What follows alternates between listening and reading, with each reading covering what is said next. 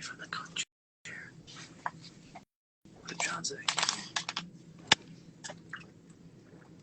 What up? What up? What up?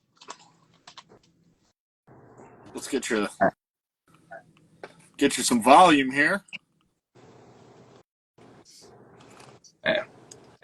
Good thing hunting season's over. I smoked this garage out once again tonight. What's going on, gentlemen? What's going on, buddy? I feel Got a nice burn tonight. Got a nice drink. like a celebrity tonight. Oh, yeah? Yeah. All right. Well, hopefully we can treat you a little bit like a celebrity, you know? Perfect. I'm not going to lie. It's a little bittersweet, man. This is the first live this year where I got no hunting season tomorrow. Oh. It's weird. Normally Friday night, we're hanging out with the boys and the girls on the show. Then we hang up, and then we get ready. Foul Gear, what's going on? Foul Gear, glad you're here. Going on 715. That's right. We got all the usuals tuning in. Thank you for that. All the usual suspects. That's it, man. All we got right. groupies. We got the Pursuit Live groupies tuning in. I love it. Fuck yeah. Squash, what's up, buddy? There ain't nothing. Listen, whatever Dave says, everybody, there ain't nothing wrong with spending your Friday nights here with us, all right? Why not? None whatsoever. So, all right. You guys want to give it another second, or you want to dive right into this? I'm good to go, man. You're the boss, man, so whatever you want. I got the drink. All right. Well, forward. Smoke is going. Let's roll.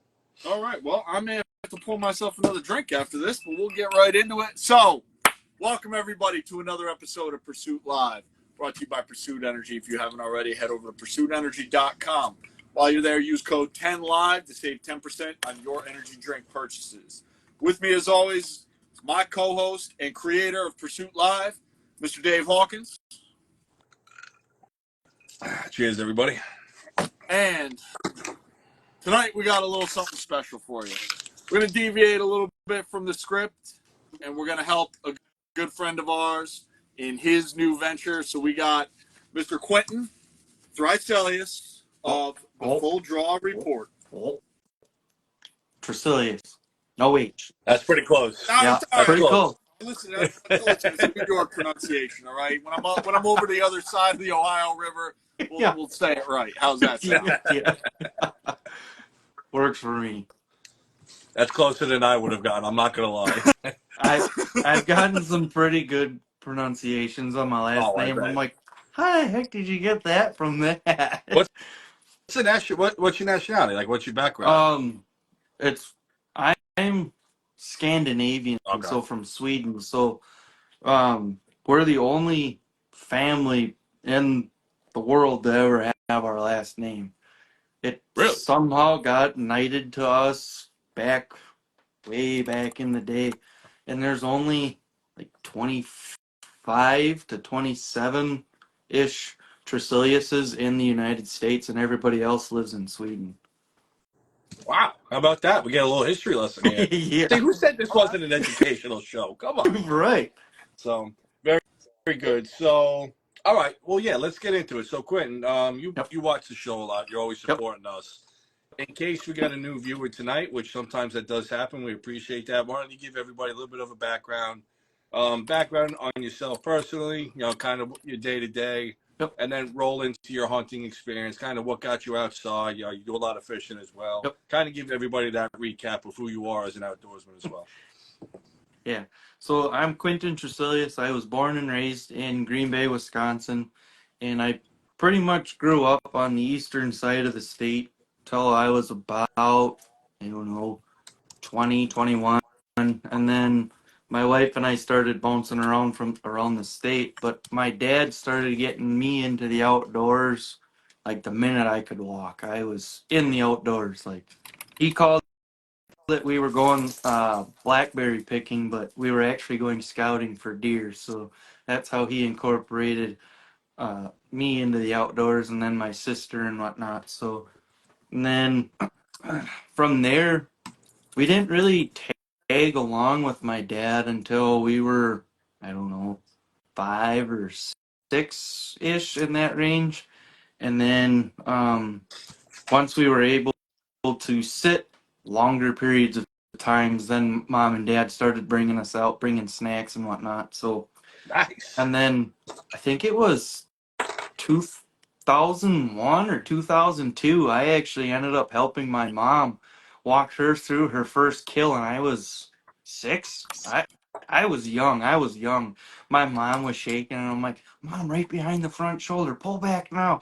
Okay, let her have it. And she shot. And then my dad's like, well, since you were the guide, he goes, you tracked the deer. And I followed the blood all the way out till, I think, 75, 80 yards. And I ended up finding her, and my dad was like, okay, he's going to be a natural hunter Yeah. when he gets older.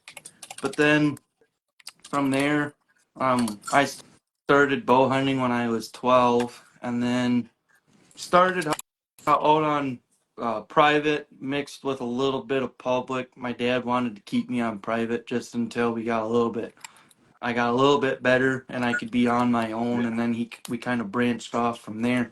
But then as the years progressed, then it turned all into private land hunting.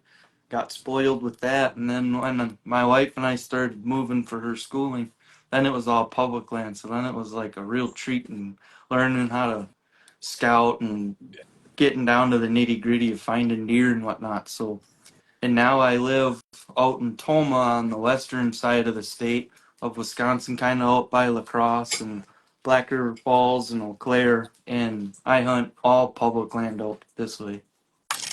All right. It's one thing. The more we do these shows, and the more we just kind of interact. Honestly, at this point, daily with everybody, and everybody starts talking about the public land, the public land. From where I live, it's got to be so unique to the other types of hunting and the geography in like some of the other states. Like, I think one thing on my list, and I think it will happen just as a natural progression, is actually do an out-of-state hunt, just public land. I don't care if I get anything. I just want to just see something else, just to Mm-hmm. actually get a little bit more remote. Because, like I said, we have public land here, but it's just different. It's Mm-hmm. very different. You have a great opportunity. We have a great deer density. By all means, you have a chance at some really great bucks. It's just different. I watch some of the videos like yourself, like you actually get into some wilderness, and it's actually the closest thing I get to that is if I go further north up to our family's Mm-hmm. property, and like to me that's woods. So you go up Yep. there, and the only thing you hear in the morning is actually the ringing in your ear because that's how quiet it is. Like you don't Yeah. you don't get that on the island, so it's a little different, and there is a little bit of a jealous factor. Where you are. I guess you're considered Midwest still, but that northern Yeah. region, you're remote. You are definitely by all means remote enough where you actually get to really enjoy some of that. Yeah. Like for us, like where we live, it's kind of all flat and it's kind of boring. But then like where the one public that I hunt, it's out in the bluffs, and you're like, wow, this is actually Wisconsin. It kind of reminds you Right. of like being out on your guys' side of the country and being out in the mountains and the hills and whatnot. And Right. then I go 20 minutes or 30 minutes west, and I'm in swamp, pines, hardwoods, and it's like, oh, okay, now I'm familiar with this. But then, like, you go back home where I'm from in Green Bay, and it's completely different. It's really thick. It floods out every year. Deer movement changes, and Right. like I know you were in the live when the final phase and I were Yeah. live that night, and like that, like a lot of the public land back where I'm from is all like that. So it's like tall grass and whatnot, and then you get random pockets of public where it is hardwoods, and you're like, okay, I can get used to this. But then you go another 100 yards, and you're back into a complete different terrain, and it's like, oh man, how do I do this? Right. Right. Well, I mean, let's tie into that a little bit because you had great success this season all around. Yep. Obviously, let's talk about your buck a little Yeah. bit in case anybody hasn't seen or heard Yep. about that. And that was, if I remember, that was in a really dense set of pines, was it, or Yeah, spruce? like so that spot there, I stumbled upon it last or 2 years ago in 2022, and I was scouting for bear, and I ended up finding this spot, and I'm like, it looks like a deer spot. I'll come back to it, but I never did make it back in there that fall, and then this past fall in 2023, I decided, I'm going to go in there. I'm going to really scout it, figure these deer out, kind of get an idea of how these deer are moving. And then, I've posted videos of just the walk in and you can't see more than 20 yards. And then all of a sudden it opens up and you can see 60, 70 yards in front of you. And then it pinches down into a swamp. And then you go, um, back to where I was hunting, and it was kind of open and you could see a little bit, but it wasn't much. And it was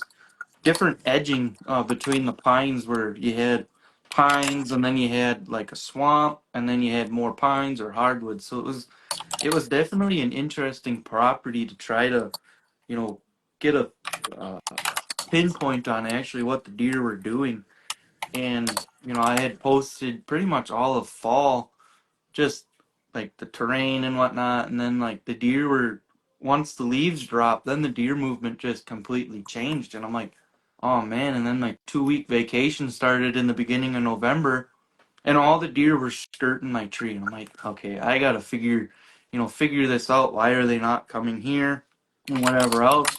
Well, then that morning when I posted that I was on a little scouting expedition and I had that little spike come in, I knew right then and there why he was in there. It was red oaks. And I'm like, perfect. It's a good food source for the does, and the bucks are going to come in there looking for any does that are either bedded up real close and whatnot. And that was like a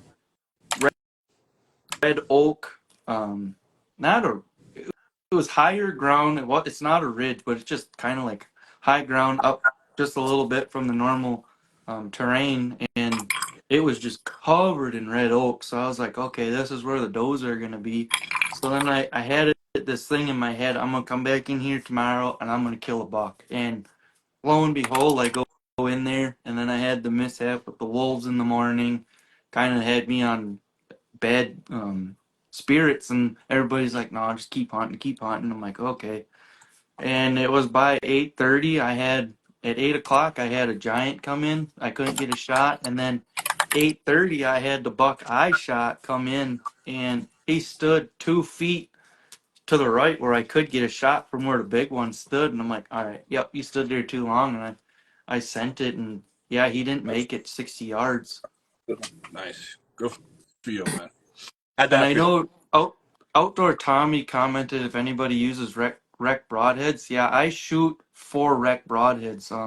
I use their expandable broadheads, and he only made it 60 yards. Yep. And I watched him get the death legs, and he fell over. And I had such a rough season that I actually wanted to throw in the towel, and I'm like, I'm not gonna kill a deer this year.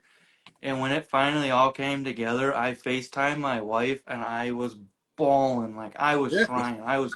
I was not sad, but I was just relieved that all of the troubles that I had and the misfortunes to just come together like that. And you have the biggest buck that you shot, like that I've shot in my life, standing 30 yards, and you make it all happen. And it was such a rewarding feeling, that all that hard work and the countless hours and miles I've put in, and to to finally be able to hold that nice rack in your hand and take a picture. You're like, this is what this feels like. I finally, not like I made it, but like I this is did it. this is You did it. like, Yeah. yeah, I was speechless. And I couldn't, I I wish I could relive that day every day. And and he's at the taxidermist. So I'm like, do I call my taxidermist, tell him hurry up, I want him on my wall? But then it's like, I know Yeah. what's gonna happen. He's gonna tell Hey, me don't no. rush him.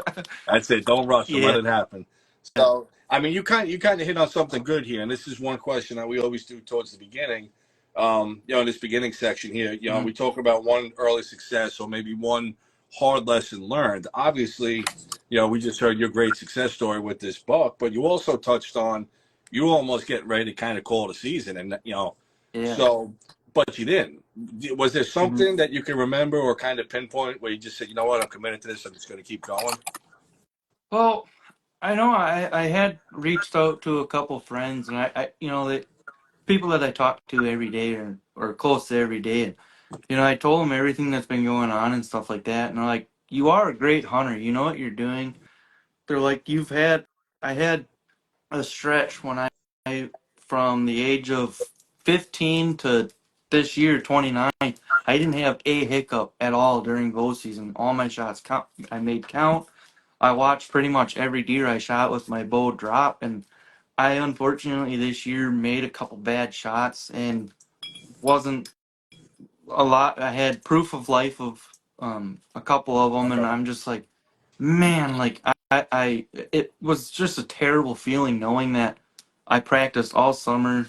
My shots on deer were I was struggling, and I'm like, man, this sucks. Like I've never been in such a bad slump like this, and Right. everybody's like, just keep at it. You know, you know what you're doing. You're good at shooting and whatnot, and they're like, just keep going. And I'm like, all right, I'll keep going. In the morning that I was actually gonna go out, I was actually gonna stay home because I'm like, I'm not feeling it today. I don't want to. And then I'm like, no, get up. Like, don't quit. You know, get out there. And then, you know, it all came together. And it's like, I'm glad I didn't quit, and I'm glad I have, you know, the support group and whatnot around me to keep me going when, you know, you want to throw in the towel. Right. Well, that's the time when you're sitting on the couch or you're doing whatever, and you use the mulch now this season, Yep. right? Or you've been using them for a while. Yep. Well, we all know that story. That is the time when those Moultrie cameras Yep. start blowing up, your phone's blowing up. You know, shout out to Moultrie. They don't miss Moultrie, those edge cameras, man, they don't miss nothing. Right. We've all talked about how great they are, you know, the trigger speed, the clarity, the app, everything. Mhm. So, yeah, definitely Moultrie Edge. If anybody's considering, you know, investing, you know, there is some investment involved without a doubt if it's in the Yep. budget. But you know, overall, Moultrie does a great job. The app is very user friendly, and you're getting a quality product at least what you're investing your money in. So that's Mhm. what it's all worth. But to your point, those are the days when you just say, "Yeah, I'm not going to go. Nothing's going to happen." You know damn well what's going to happen. So Yeah. I could totally appreciate it. Like I said, I document everything on my journey along the way. Everybody's been a part of it. I think it was 46 sits this season with one doe, you know, in the Mhm. freezer.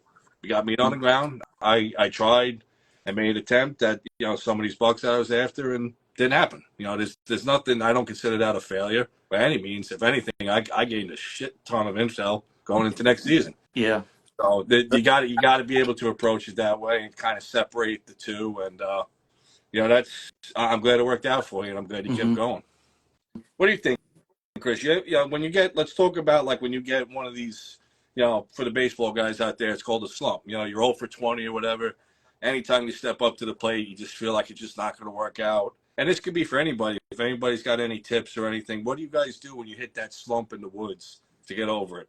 Shooting a doe, honestly, could be the best thing You to get keep your going. confidence back. You can't listen. And I think my last year was a good example. Last year I shot 4 deer, shot 3 does, and my biggest buck to date. Um, and it was a grind. I think I probably put 40 something sits in. Like any day, I think it was like maybe one day a week I wasn't out there. It didn't matter if it was cold, rain, no matter what. I was out there, and it sucked. Like there was times when I was like, "What the hell am I? I just want to go to sleep. Like what am I doing out here?" But I kept going, and it ended up paying off. After I had that one encounter with my buck earlier in the season, I never thought I'd see him Mhm. again. He never gave me a shot. He was at 45 yards and kept moving along this rock wall and this thick shit. And once I watched him walk off, I felt so, I was so defeated. It was, it was terrible. Like I Mhm. really was done. A couple weeks later, I ended up connecting with him. So the thing about getting through the slump is you have to keep going. Right. You've already invested the time. Like, you know, what are you going to do? Quit now? Right. You know, Right. then you have seasons, and you know, in complete contrast to last year where I put in, you know, 50 sits over the entirety of the season. I put in 5 this year. 2 of those were guided hunts. I was taking somebody else out, so I Mhm. had 3 of my own sits and was able to connect with a good buck. So you really never know what's going to happen. I didn't know that buck existed. I'd never had him on camera, and it just so happens that when he came out, I was getting ready to leave. I was packing all my gear up. I had my camera taken down already. I was getting ready to go into work in the afternoon. Mm-hmm. So when he came out, bang, nailed him. You never know what's going to happen statistically if you put that time in. If deer live there and you know that, they're going to show up. You just have to be there. So getting through that slump is just not giving up. Right. That's the best way to do it. You might feel like you're losing the battle, but at the end of the day, you have to keep fighting. That's all there is to it. Right. Yep. Well, I that's mean, what I'm hoping for. I'm hoping I'm cashing in on what will be a shit ton of preference points or something, and I get on a good one next year. So that's fun. But you know what, man? I got the camera rolling. I'm out in the woods. It's not work. How bad is it really? well, In all honesty, you know what I mean? that's what I mean. Like, even if you come home and you had, an unsuccessful, I won't say it a bad season because there is no such thing. You had an unsuccessful season. We're gonna have, and I won't even really say unsuccessful. You didn't harvest this season. Like, however you want to put it. yeah. Listen, you're still out. You still got out there and you still did it. We're out hunting. We're not out killing. Yeah. Like, let's be serious about We're this. Like, have to rig up a contraption on Dave's mole trees and have them shoot bucks as they're walking by. oh no! All right, listen. We already figured it out for next year. I even though I only hunted 5 days this year, we've literally just been trapping. We've been catching them in cages. They're all in my backyard. They're nice. They're big. They're well fed. So we know the telephone pole that Dave sits at. It was very easy to find. So when he posts a story saying he's there, we're just gonna back the van up, open the cage, let it go, and then Dave's gonna be surprised when this big 10-pointer comes running in front of him. Our luck, the deer will run the opposite way. Outdoor Tommy wrote, Dave's out in the woods enjoying his hunt in his telephone pole. Then a Honda Civic rips through the woods. Actually, believe it or not, I think it really was a Subaru. I really think it was a Subaru, just to top it off and make it even better that one morning. That's great. Yeah. So obviously, for the people that have been tuning in, kind of weekly at this point, there's a couple of inside jokes there. Go back to the Pursuit Live Instagram and check out the previous episodes. I found myself sitting in a telephone pole one afternoon sick just because it was the best spot I had available to me. I don't talk about it too much because I don't know if it's legal or not, but no harm, no foul. But I think if there's no power lines on it, you're okay, right? yeah, but like I said, you don't want to. We're gonna move. We're gonna move past. We're gonna hover right past. I guess if the warden shows up and says, Yeah. "Dave, were you up that phone pole again?" You can't be up there. Those people can't get their HBO. You got to get down. Yeah, I could have done. right. I could have done without the Subaru on the hiking trail at 7:30, when I literally had 4 does just on a stringer, like my XLP stand. It's a very doe concentrated area. I just posted about that stand pretty recently. I sit there because I know the does come through there. It's basically on a 3/4 of the way up on an elevation, almost pretty much at like a bench, I'll call it, and it's just below grade of that hiking trail. So even with people coming through, whether they're hiking or riding bikes, the deer will notice it, obviously, but they're so used to it at this point. For the most part, if it's just people walking or riding a bike or walking a dog, they freeze for a little bit. Maybe they bed down for a little bit, but then they keep coming. Mm. It's about first light, 7:30. Hit it, boom, they're coming. The wind's good. And I hear a car horn. I'm not going to go into the whole story. I ended up being a car driving on the hiking trail. So that's the other inside story if anybody's trying to catch up on that. So yes, when you hunt public land, keep the camera rolling. You never know what you're going to see. Reality TV show. Yeah, exactly. So I think at this point, what do you think, Chris? You want to roll into the next step here? Yeah, if you guys are ready. All right, so we're going to change it up a little bit here. We wanted to give Quinton the opportunity to speak about a new program that he's launching. So instead of getting into the essential gear, Quinton, if you could, why don't we kind of get into the full draw report here a little bit? Yeah, so my biggest passion obviously is hunting, fishing, and I wanted to get more people involved or give a different side of the hunting.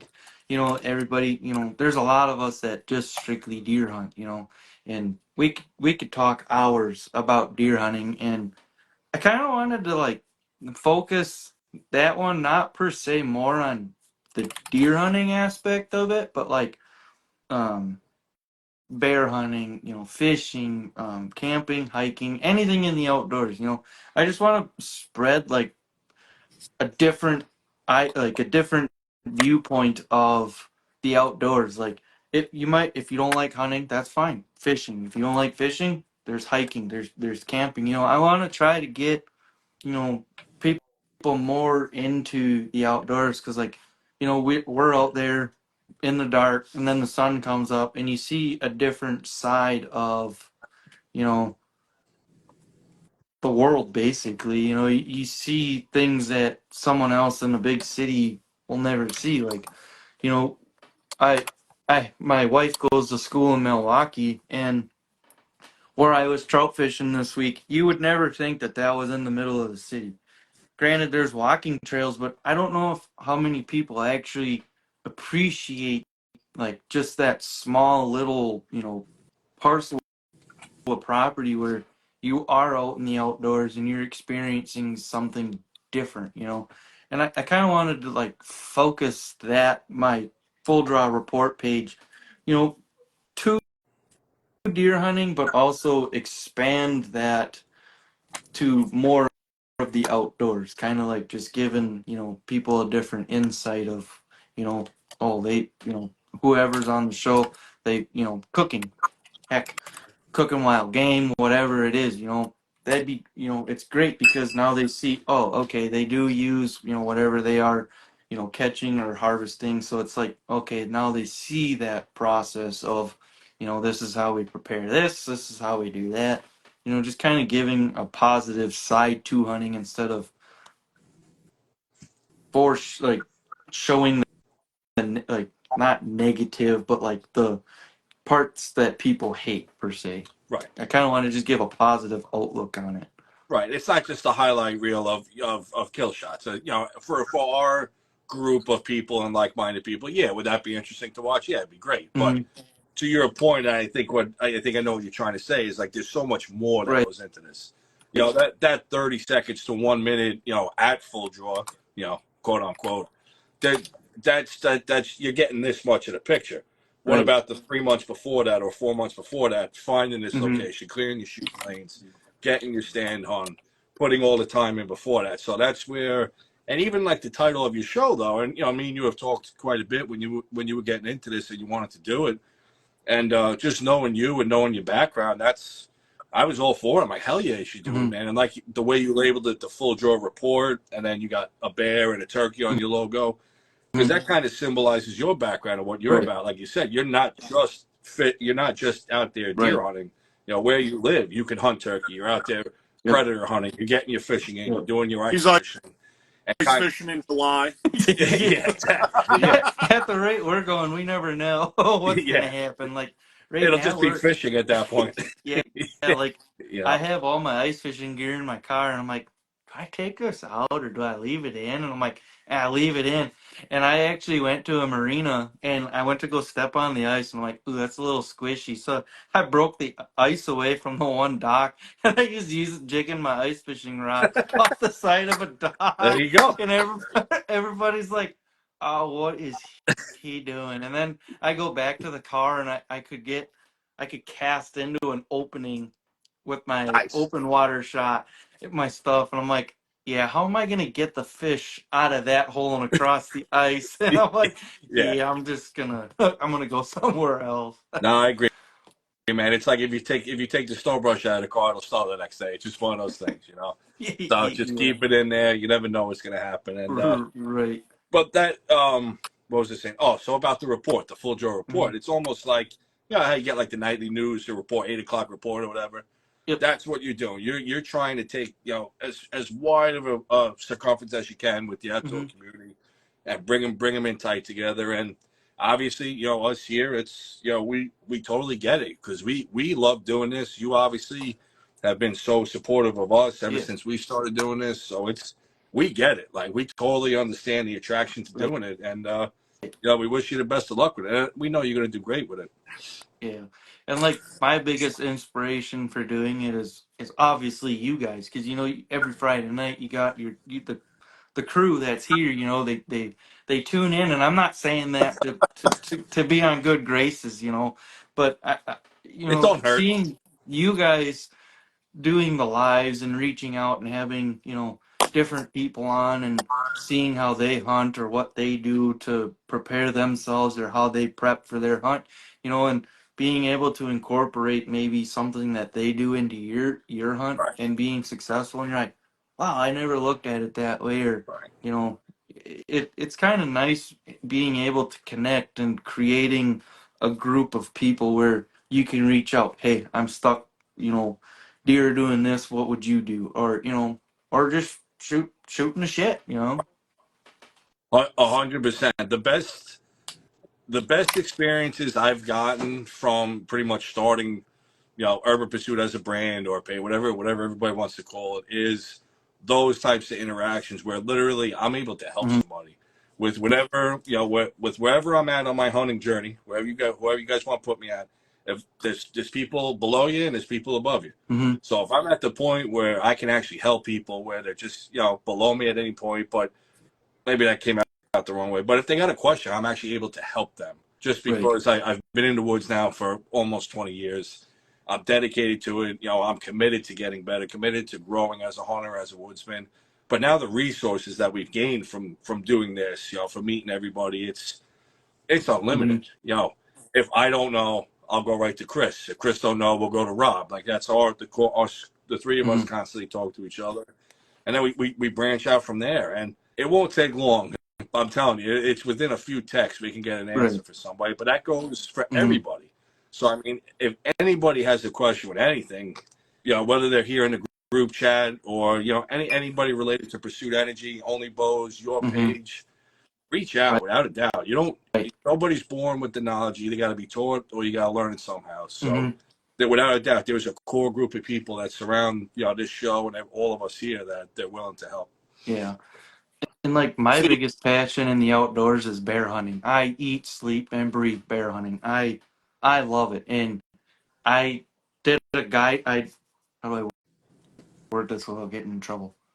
Never know when the DNR are watching. But I helped a buddy um, do his first bear hunt here in Wisconsin, and I told him this is what we're gonna do. I go, I want you to stick to this strict schedule. He stuck to it for the most part, and then I told him we're gonna change up the bait. We're gonna put something completely different in there. I put apples in there. I told him sit all day. I get a text message at 5 o'clock, dude, bears, and I'm like, oh, perfect. I'm just waiting like 5:05. I'm like, where's the text? Did you get one? And he's like, no, I'm at home. And I'm like, Ah, what? What?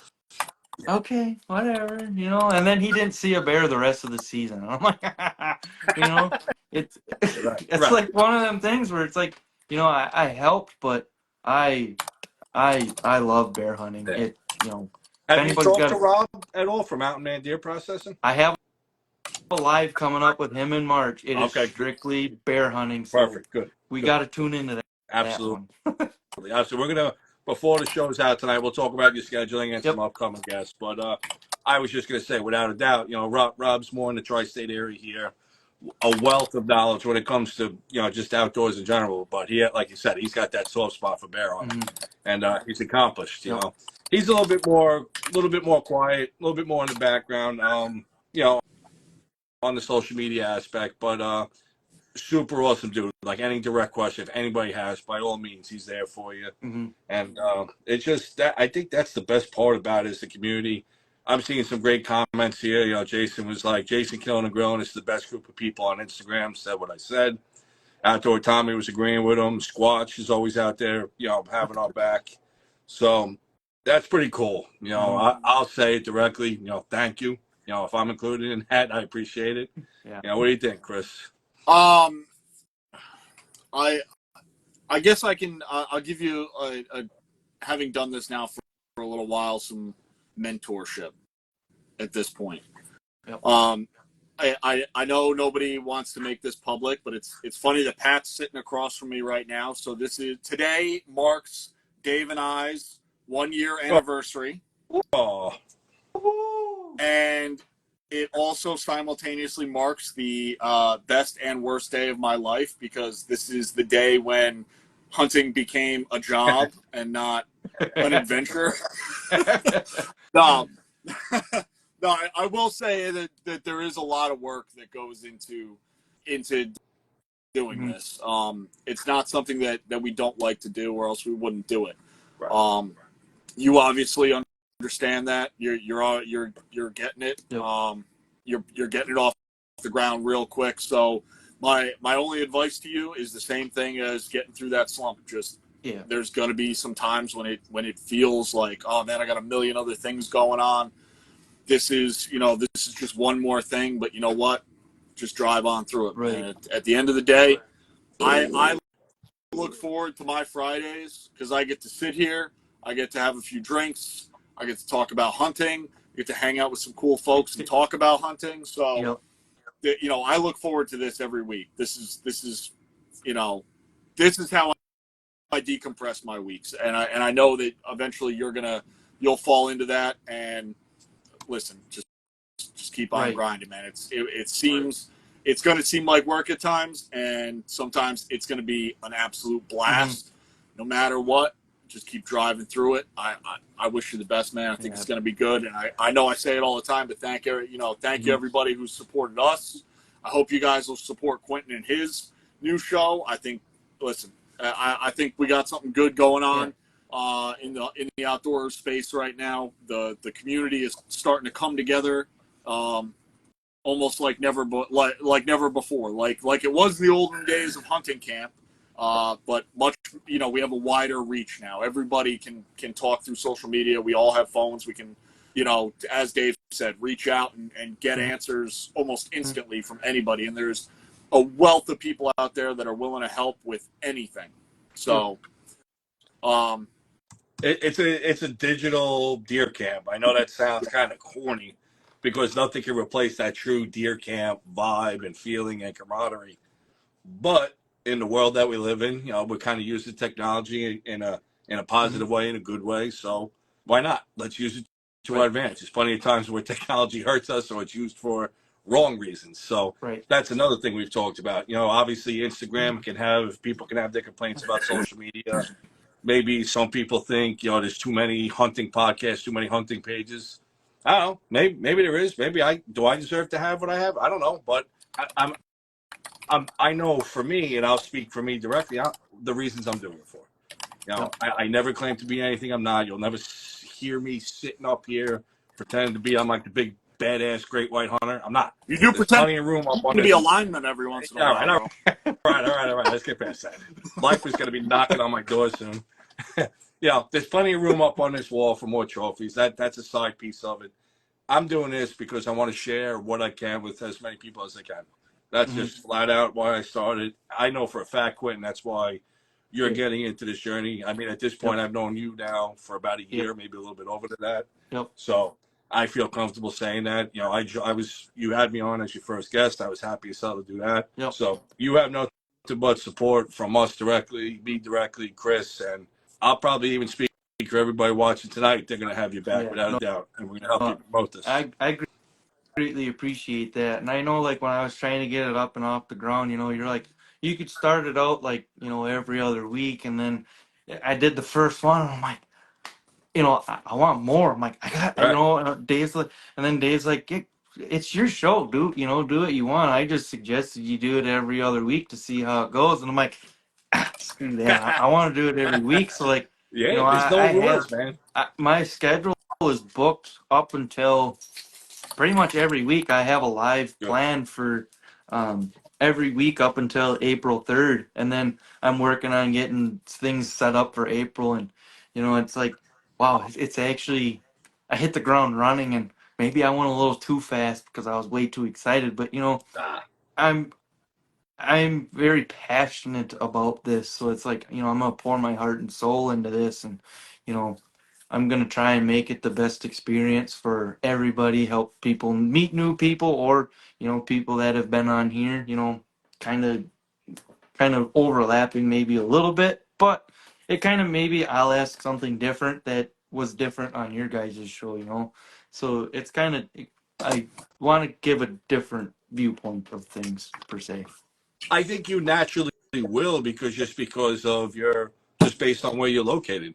You're going to have a completely different mindset, a completely different outlook. You're going to see things Mm-hmm. literally where you hunt, where I hunt, where Chris hunts. Even though Chris and I are both technically in New York, apples and oranges. So now you go from the tri-state area, New York, Long Island, to Wisconsin.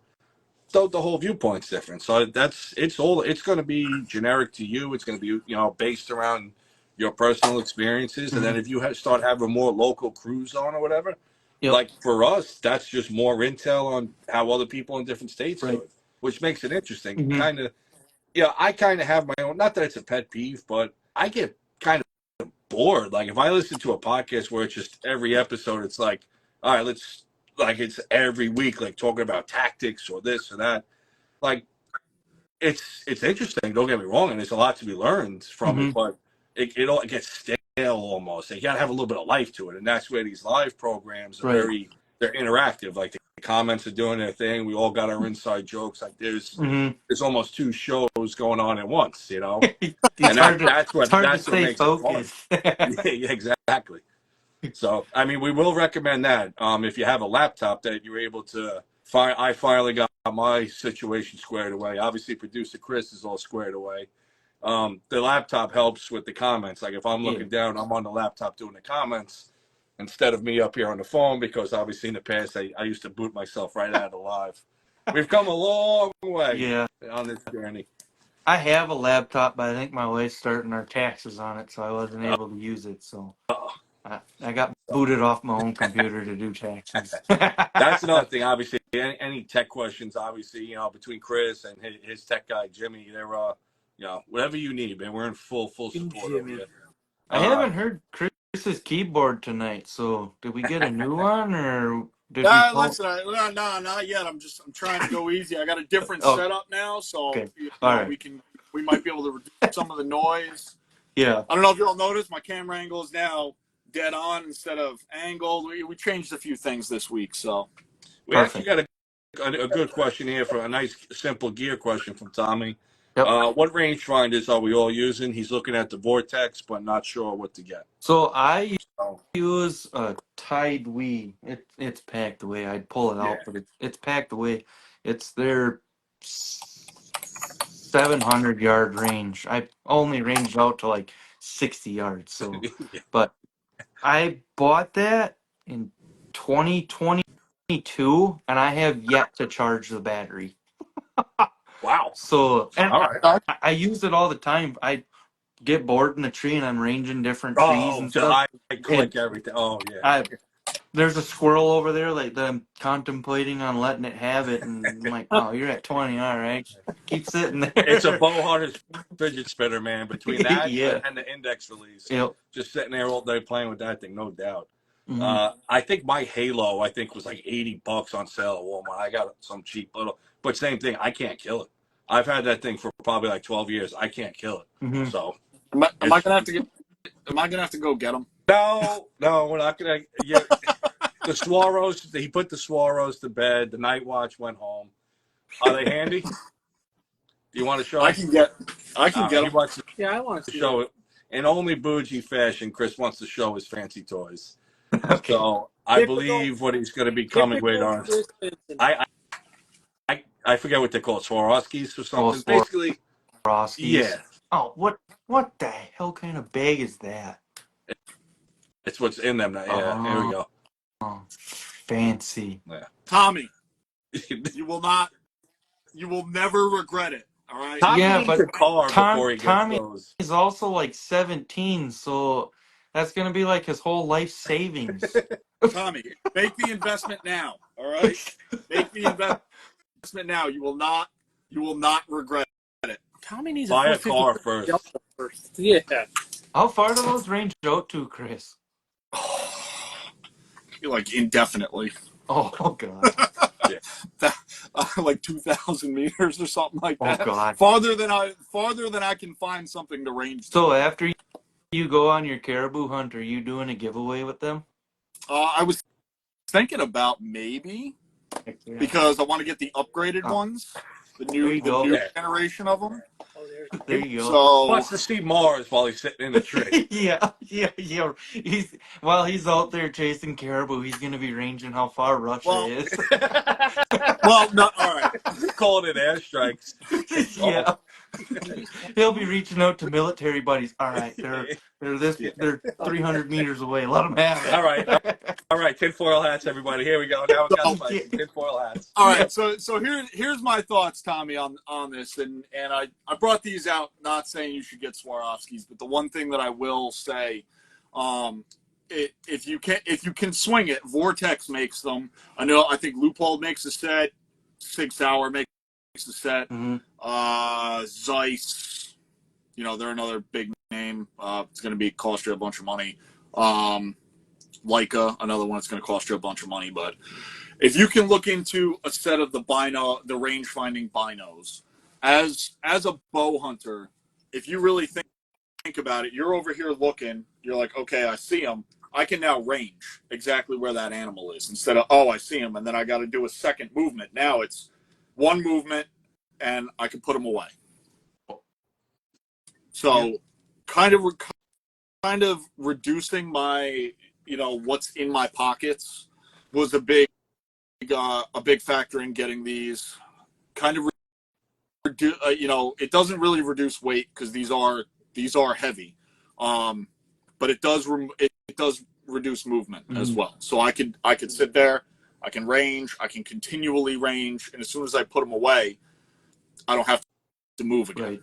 So that's my advice on the rangefinder front, is if you can swing it, you don't have to get Swaros.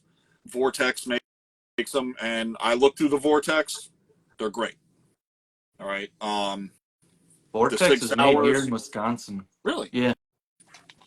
Yep. All right. They have a really good warranty too. I think it's lifetime warranty on Yeah, I all think their 715 was saying optics. he actually Yeah. sells 715. Yeah, lifetime warranty. I was using Vortex binos before I bought these. I love their binos. So if you can swing it, it's something to look into. Instead of having two pieces of equipment, you now have one. Vortex has that lifetime warranty. The Vortex ones are a little more compact than the Swaros, so it's just something, if you can look into it, you may, if you're like me and you want to reduce that movement, you want to reduce the amount of gear that you're carrying, something to think about. To be It does fair, come. though, I do have a question. I'm just, in all honesty, would that be meant, like that tool right there, in all honesty, is that geared for more of a rifle scenario, like real true, like long range mountain hunting? Or, Well, I'm just curious. yes and no. And I will say this, because the one thing that I like to do is, if I'm in a tree, I like to be able to look down my shooting lanes and see, okay, like I might think this is a good shooting lane. I start like glassing up the whole lane. Right. There might be a little branch that I can't see with my naked eye. I look there and I'm like, okay, that little spot right there is a no-go. So there's all kinds of different stuff that I like to do, having the binos that, it's great for rifle hunting because you're going to blow through anything and you're going to be reaching out and touching something. But as a bow hunter, if you can really look at your lanes and kind of pick, okay, I got this, and I know here I can shoot clear all the way out to 45. Here I can shoot clear all the way out to 35. This way I'm good out to 60. If you can establish that, it's going to make you a more effective hunter at those ranges. Yep. So that's my 2 cents on the matter. That's all right. I'll end it with this. I'll put a little twist on it, and then we'll see what Quinton has to say. I think this is one of those times where you also got to be true to yourself on your hunting style and your hunting scenario.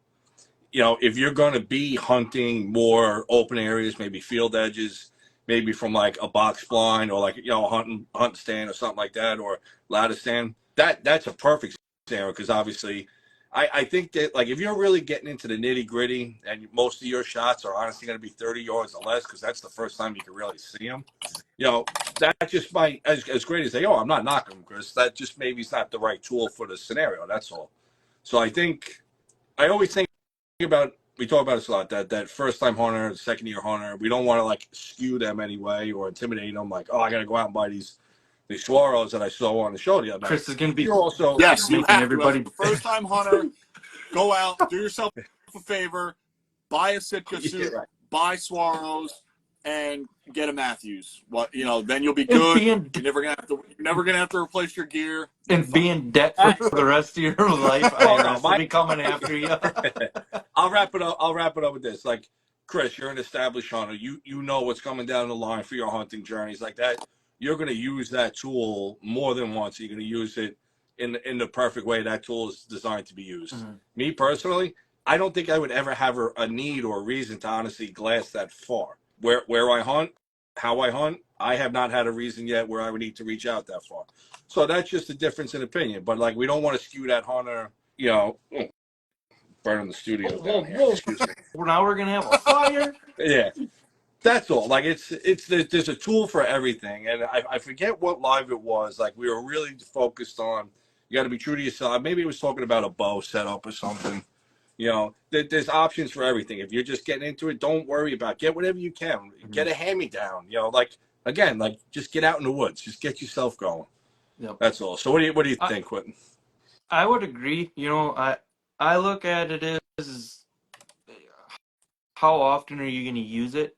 Depending on if, like, my archery setup, it was expensive, and I won't say dollar price, but I look at it and I'm like, maybe not everybody can afford that, and I did a lot of saving and selling a lot of stuff off that I wasn't using to buy that archery setup. And I look back on it, in 8 years, there's only been 1 year where I haven't harvested an animal with my compound bow, and that was the year I got into my car accident because I couldn't physically pull it back. But looking back on it, I've shot on average like 2 or 3 deer with it every year. And if you're going to be using it for a longer period of time, like I know guys that drop $2,000 a year on a brand new bow setup, and then they turn around and sell it next year, and it's like, why would you spend all that money Right.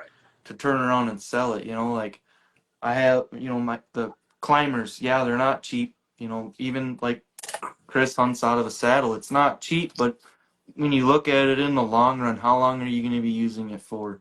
How often are you going to be using it? If it's a one-time thing and you're just trying it out or whatever, I wouldn't per se maybe spending $500-$600 on it. Maybe spend a couple $100 so that way, or not even, maybe borrow something from someone if they have an extra or something, or don't break the bank thinking that now that you have all this expensive gear, you're actually going to go out, and harvest an animal. You Right. might get lucky, and you first hit, you might shoot 180-inch buck. Who knows? But it's kind of like buy within your means. And I know when I had my first live with Dave on Full Draw Report, I told him I buy a lot of my gear off of Sportsman's Guide, and I take advantage of, they have a program on their website where you can actually make payments. It's 4 monthly payments. It's interest free, and you pay now or you pay as it goes. So like once a month I make a payment. I don't have $500-$600 laying around to buy a new stand. So I look at that, and if I can swing like $100 each month, that's what I end up doing. So Yep. I don't want to And I'm break the probably going to bank right say, away. on top of that, even, you got these shows like American Outdoor Show coming up. It's happening. What's tonight? The first night Tomorrow. or tomorrow? Tomorrow's Tomorrow's the opening opening day. day. Okay. So in the spirit of all these outdoor shows, that's the real time. You can actually, if you're able to get to an event like that, if it's not outdoor show, something Yep. at that caliber where you can actually, you know what, I want to try out Right. a saddle. Boom. Yep. Go there, try it. Actually get rigged up. They'll actually let you climb it. Yep. Take the binos, the rangefinders that you're thinking about buying, get them in your hand, whatever it is. Now you can actually feel them, test them, use them. That Mm-hmm. way, when they're is a sale online, you already know what you're getting yourself into. So in the spirit of all these shows that are going on, we are going to start wrapping it up. So it was kind of a perfect segue. Obviously, Great American Outdoor Show. Chris and I are going to be there next weekend. We're going to be there checking into the hotels and everything sometime Friday afternoon. I think we got a couple of pit stops planned in the early afternoon. But Saturday, the second weekend, we will be there all day. Apparently, there's going to be a pretty impressive guest speaker. So hopefully we can get in for that. Listen, I'm pretty sure we can get it. Listen, all right. So to touch on that, we are going to see a keynote address at the show. I don't want to give anything away for anybody that didn't get, any of the insiders who didn't get the email on that. But if you are going to be down there, hopefully Dave and I will be out of that in time. We are going to launch the show from Harrisburg. Anybody that's down there, we're hoping to meet up with a couple people. It's going to be a good show. We're going to have a lot to talk about. But if you're going to Great American Outdoor Show this weekend, definitely have some fun. If you're going at all this week, enjoy it while you're there. And next weekend, Dave and I will be there. If you're going to be there, shoot us a message, and we'd love to meet up with everybody. Yeah, at that point, shoot us a message, and we'll exchange phone numbers. That way we can actually text or whatever. Yeah. So we're not strangers by any means.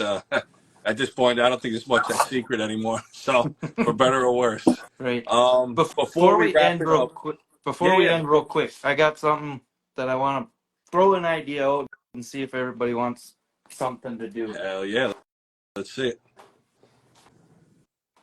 So I'm obviously I weld and fabricate for my day job, but I also do woodworking, and I made a fish bump board by hand, and I hand traced everything and hand burnt everything, and I was kind of looking at possibly starting something up on the side where I do, group names or your name.